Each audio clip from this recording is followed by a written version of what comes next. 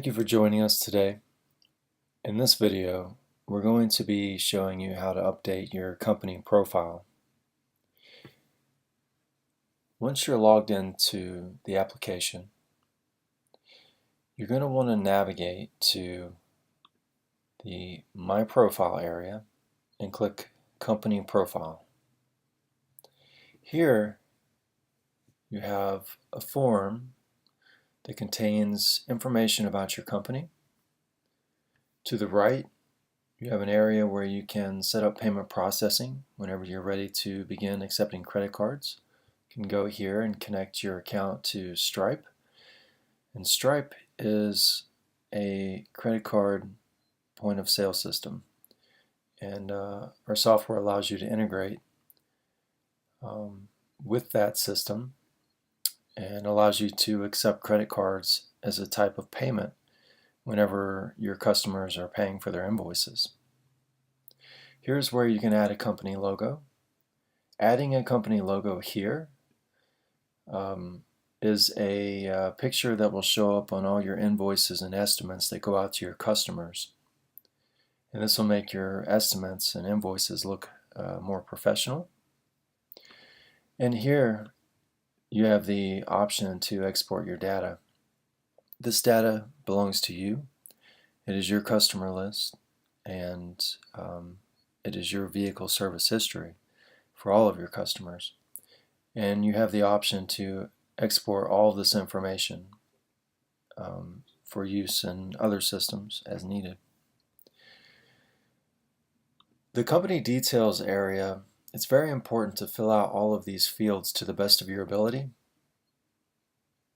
because all of this information is used by the application to determine how to fill out the invoices and properly and easily and quickly create estimates. At minimum, you probably want to fill in company name, your address, and a phone number, email address, website address if you have one. The base hourly rate here is the per hour rate that you charge for your services. This will be used to automatically calculate cost associated with jobs that are sold on a per hour basis. So if you're replacing a water heater and it takes you 2 hours to do that, and you charge $50 an hour, then that would be a $100 bill automatically generated by the software and provided on the estimate.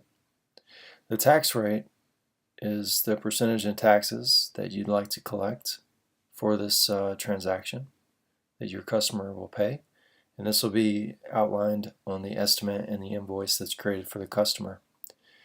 And parts markup. Some auto repair shops like to mark up any products that they sell through their shop.